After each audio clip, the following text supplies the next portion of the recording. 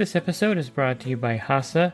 Liquid is clearly better. Liquid chlorine is the highest purity, works immediately, has no added cyanuric acid or calcium, and it will leave your pool safe, clean, and clear. And by the Bottom Feeder professional grade battery powered vacuum system. It sucks to clean pools, so cleaning pools sucks less. Get $100 off with code DVB100. This episode is brought to you by Skimmer, the #1 pool service software in North America. With Skimmer, you can streamline your schedule, grow your revenue, and keep your customers coming back with 5-star service. Whether you're a one-person operation or an established team, Skimmer is your partner in success. Visit getskimmer.com/poolguy to try Skimmer for free for 30 days. The Pool Guy Podcast Show. The Pool Guy Podcast Show. The Pool Guy Podcast Show.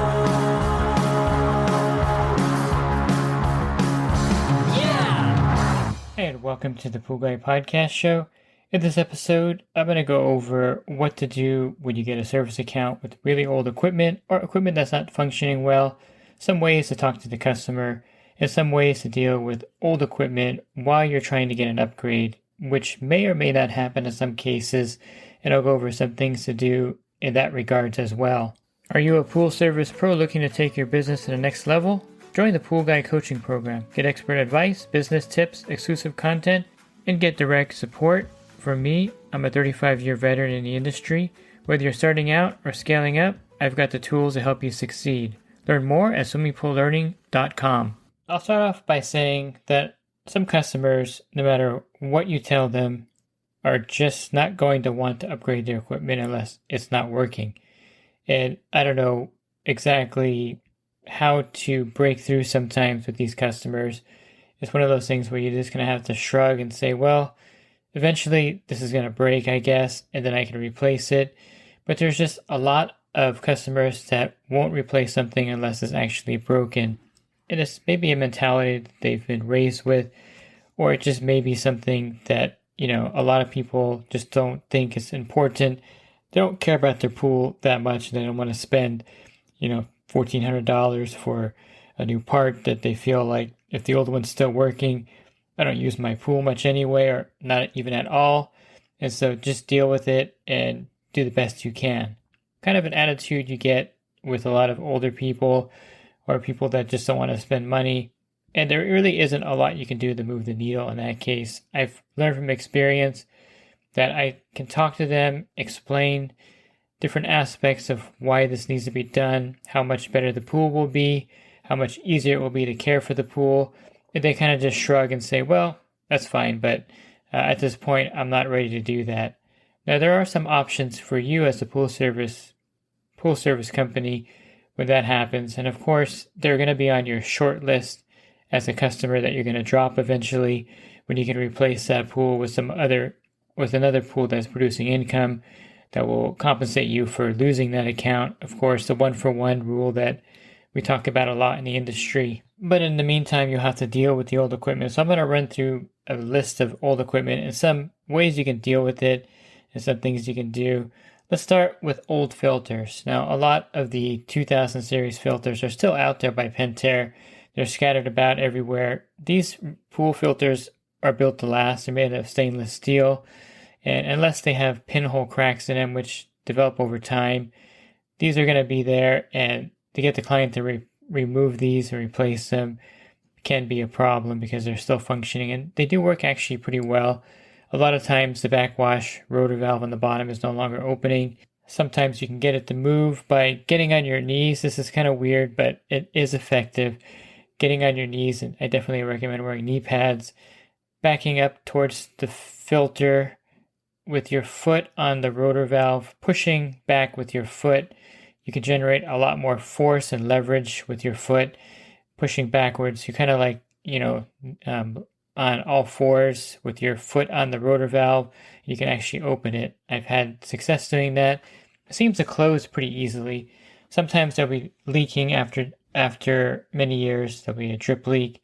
That's easily fixed by putting a ball valve on the backwash pipe and just keeping the ball valve closed is something that really is not going to be addressed by the customer because changing one of those is expensive and you have to take the whole filter out and cut it off. You can also put a new filter in at that point. But these are kind of filters that are kind of pesky as well, because the lids warp over time, because a good way to get them off is to kind of blow them off the filter in a way with your hand on top of the rag holding it. You can kind of blow the lid off the filter. That's how I do it. It can be dangerous, I suppose, if you're inexperienced doing that. So what you can do is drain everything out and then use a screwdriver and pry the lid off. That's also an effective way. Getting the lid back on can be problematic, but my secret is really easy. I'll clean the filter, put everything back together, and then I'll simply turn on the pump, let it fill up with water, let the water run over the top, and then I'll turn the system off. I'll put the lid on top, and then I'll push down with a lot of magic lube on that O-ring. And by the way, it's better if it's a new O-ring. And that lid usually gets sucked down by physics, by the water pressure by the water evacuating the filter and air pulling the lid down on top. Really effective. You may have old Hayward Titan filters on your route. These are a real pain, especially if you're going to change the O-ring. You have to ask the supplier for one, and sometimes they give you one that looks like it, but it's not the right one. A lot of the old parts don't really have matches, and they just have them hanging on the wall in their supply, in their warehouse, and they hand you different O-rings to try. So parts for these old filters can also be problematic. A lot of the Pentair filters, when they get older, sometimes Hayward as well, but I think I find this mainly in the Pentair filters. When they get older, the fiberglass on top starts to kind of break down, and then when you go to clean it, you get fiberglass shards in your arm and your hands. So there's a few tricks. Of course, I have long sleeve work shirts. I can roll down my sleeves and button them down, wear gloves, and that way when you're getting those lids off, none of those shards get into your skin. It's really irritating because you can have them in your arms for a few days and it itches. You can also cover the top of the filter lid with saran wrap, and that's another way to prevent those shards from getting into your arms or hands when you're cleaning those filters. But just because the lid is kind of breaking down with the UV rays and the fiberglass is splintering a little bit, the customer still won't want to replace it at that point in a lot of cases. And it does really no good if the filter is working to even bring it up. I've brought it up to a customer before and I'm like, hey, the fiberglass is falling apart in the lid. And he's like, well, is it still functioning? I'm like, yeah, it still works. He goes, well, then don't worry about it. And that's kind of like the extent of it at that point. So there is equipment. There are filters that maybe are still functioning, but they're just kind of a problem to clean. And there are a lot of older filters out there that are hard to get the lids back on. They have a kind of a metal guide in there, or metal frame along the lid, and sometimes it's hard to line that up. So basically, you can't do a lot with that. A lot of times, the customer will replace certain things like the backwash piston or the multi-port valve, because that's kind of essential in cleaning the filter. And that's something that's pretty easy to convince the customer. You tell them that you can't backwash the D filter anymore because the multi-port valve or the push-pull piston isn't functioning. And that's usually something that they'll go for. But replacing the entire filter sometimes is a hard sell with the customer. I really like when someone buys a house that has old equipment and they come in there and you can really talk to the new owner, and this is really convincing. You can tell them, the other owner didn't want to spend money on the equipment, but it seriously needs an upgrade. This will make the pool much better with the flow. It'll be easy to clean. There'll be no algae, and it's going to be really safe for you and your family to use the pool. And 9 times out of 10, you're going to get that sale. It's just changing owners sometimes really moves the needle, and usually that's the case with these old equipment pads. Once they sell the house, you have an easier job of convincing them to change it than with someone who has never wanted to upgrade. Now, old pumps, you probably don't have too many of these anymore. I don't have too many of these as well. I don't run into too many of these out here, but the old brass pumps are pretty much gone. The old Purex pumps, there's not too many left. They're just a pain because they don't really pull a lot of water, and they lose their prime. It's one of those things where older pumps have problems, and getting someone to replace a pump is generally easier when it starts to leak or the pool pump is not priming. These are things where the customer really has to address the problem, and putting in a new pump is sometimes an easy sell when things are actually malfunctioning to a level where there's an active leak or the pool is just not running and pulling water.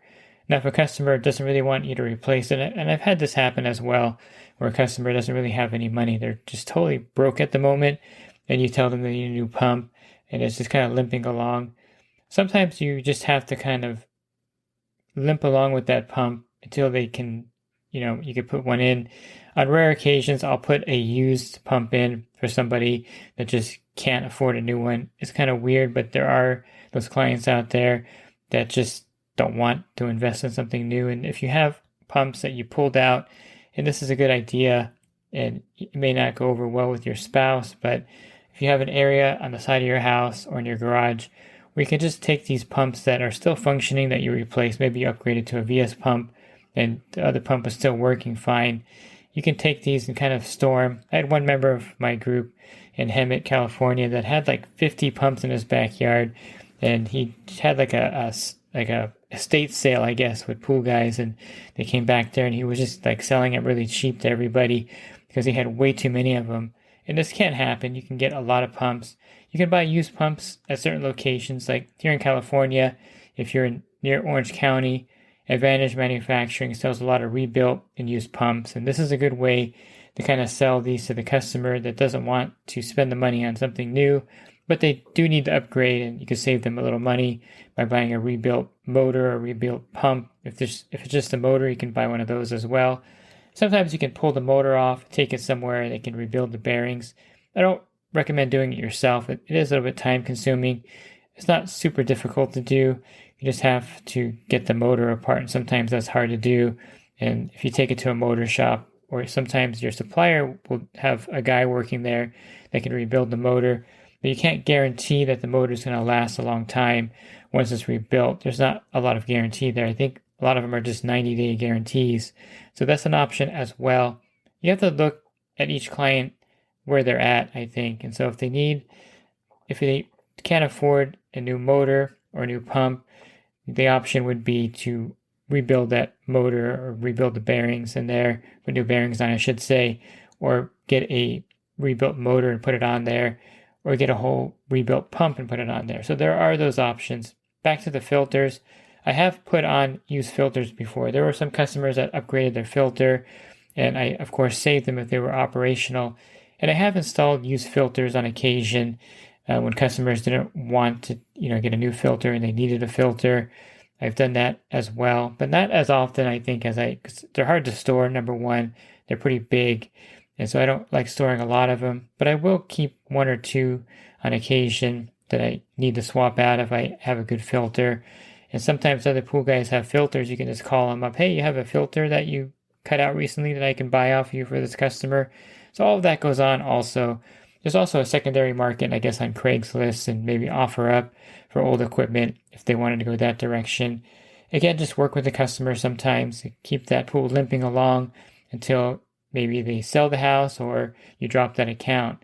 But I wouldn't say necessarily to write off the customer entirely if they have old equipment and they don't want to spend money for new equipment. There's options out there that are available to somebody that doesn't want something new. Let me move on to the valves. Now, a lot of times you'll take over a pool with Ortega valves. This company, I don't know, I think they made pretty bad products. That's why they're out of business. But the Ortega valves are those valves. Sometimes it's a brass handle, sometimes it's a tan plastic handle. But you'll know an Ortega valve when you see it. It basically has a thin handle with screws on it, and you just turn it one way or the other, and invariably that thing stops turning, and you don't know where it's at sometimes. Sometimes the handle's missing entirely. You just have the metal stub coming out of the valve. The best thing you can do in this case is just cut those out and replace them with a Jandy valve. Jandy valves are kind of the industry standard. Even when builders put in Pentair equipment, they'll put Jandy valves on the equipment pad because they're the best. They're the ones that just work really well. Rarely do they leak. Rarely do you have a problem with them. And so builders love them. And so let's put Jandy valves on everything. And I agree, they are the best. You can sometimes rebuild an Ortega valve. I've done that once. It's okay if you can get the parts at your supplier. But I'd rather just cut out that valve and put a Jandy valve on there, a three-way valve or whatever they need. Just replace that when you run into or take a check valve, it's a little bit more problematic to switch that out. You take a check valve, it's a pretty telltale check valve. It's basically a pipe going up and then a small pipe on top, maybe 4 inches in length with a cap on it. And inside there is a spring and a piece of plastic that's shaped like 2 wheels, or wagon wheels, I guess, or however you want to describe it. Those tend to not work effectively. Sometimes if you lube them up really good with magic lube, you get it working again. Those are a little problematic to replace because a standard check valve doesn't really work there because of the way it just ends on the pipe at the end of the pipe. You can kind of loop it around and replumb it, but sometimes that can be problematic and you may have to call an expert in. There's people in the area that can replace them and replumb everything. And replumbing, by the way, is a good option in some cases to get things working better. Like I had a salt cell that was completely seized up because the unions were on, it just wasn't set right. It was a little bit off. And so replumbing the salt cell to a different location was the best option there. So replumbing can be an option as well in a lot of cases when you run into problems with an old equipment pad. And replumbing isn't super expensive and most customers will okay it. It's just the big items that you run into a lot of pushback, replacing the pump and filter. And don't get me started on heater replacements. I've had a lot of customers with really old heaters and they're like, hey, is there any way you can get this thing working? A lot of times the parts are hard to find and they're really hard to work on because they're not the same as the newer heaters. I think you have to call in a heater expert in some cases, and sometimes it's really not worth fixing things on an old heater. A lot of times I just tell the customer, you just need a new heater. So in the meantime, you just won't have a heater at this point. It's just not cost effective to replace parts or to troubleshoot the heater. Some of these old heaters actually work pretty well still, which is pretty amazing when you get to the stop and they have a 15 or 20-year-old heater and you turn it on and it fires up. It's kind of shocking in some cases. I guess like an old washer and dryer, they built them better back then. But the parts are definitely hard to find for a lot of these heaters. They're much more expensive because they're in limited supply, and it might be better for the customer to eventually get a new heater. But, it's one of those things where certain parts of the pool equipment are necessary. A heater here in California, Southern California where I'm at, not completely necessary unless you're using a jacuzzi. You can use your pool for 2 or 3 months without it. So to me, it's not a big deal. And most customers see it the same way till they're ready to buy a new heater. They don't really worry about it. It's those other parts that really kind of plague you. And small parts like rainbow chlorinators, you can replace them pretty easily. They're not super expensive either. And most customers will okay a replacement of a chlorinator. I replace them all the time. They get a lot of buildup inside, like a lot of chum in there, whatever you want to call it, and they're not really effective. And a lot of times you're replacing the check valve on the bottom a lot, just because a lot of gunk is built up in there. I did call Pentair one time, and I'm like, hey, is there any way to clean these out? And the guy on the other end's like, well, you can use like nail polish remover, put it in there, take it off, and clean it with that. I was like, that's way too much trouble to kind of do that. I just simply put a new one on there. So that's, what I do for those smaller parts. And that's something that you really have to, customer has to understand that, look, I talk about this in other podcasts. You have a pool, it's an added expense. I know you don't want to spend money on it because you don't use it. You don't like the pool, but there are some certain parts that have to be changed. Backwash pistons, multi-port valves, chlorinators. These are all parts that are fairly affordable. And there are, of course, other components like the filter and pump that aren't quite as affordable. And if you want to work with me on that, I can, maybe find you something off-brand. And be careful with the off-brand pumps. There's some that really don't work effectively and don't really have a big warranty. I like manufactured pumps, Hayward, Jandy, or Pentair. Waterway makes a good pump as well. But I would shy away from those off-brand pumps. And if the customer does want an off-brand pump, better if they order it themselves or get it at Home Depot themselves, and you can definitely install it for them. And if something goes wrong with it, that's not on you really, it's on them because they bought the off-brand pump on Amazon or Home Depot. So I would be very leery of installing off-brand pumps yourself. And of course, there are some pretty good off-brand pumps out there that you can install safely. But if the customer wants something for like $300 and you know right away that it's not going to be that great, try to convince them not to do that, because it's going to just be a waste of everyone's time, and kind of steer them towards either a used pump or rebuilt pump and motor, or a brand maybe like Waterway that is really decent and maybe a little more affordable than a name brand pump. But I think, getting equipment that's not known is really not smart and not the way to go in the case of this. But just work with the customer the best you can to keep the equipment running. And you have outs. You can, drop the account eventually. But if the account is pretty good, the customer's nice, and the pool's easy, sometimes you just have to put up with the old equipment and kind of squeeze upgrades in there whenever you can. If you're looking for other podcasts that I have, you can find them on my website, swimmingpoollearning.com. On the banner, click on the podcast icon. There'll be a drop-down menu of other podcasts for you there. And if you're interested in the coaching program that I offer, you can learn more at poolguycoaching.com. Thanks for listening to this podcast. Have a good rest of your week, and God bless. This episode is brought to you by HASA, providing products that deliver clean, healthy water for every aspect of everyday life. The bottom feeder battery-powered vacuum system, portable, powerful, and only weighs 12 pounds. And Skimmer. Get Skimmer, America's #1 pool service software. Podcast listeners can try Skimmer for free at getskimmer.com/poolguy.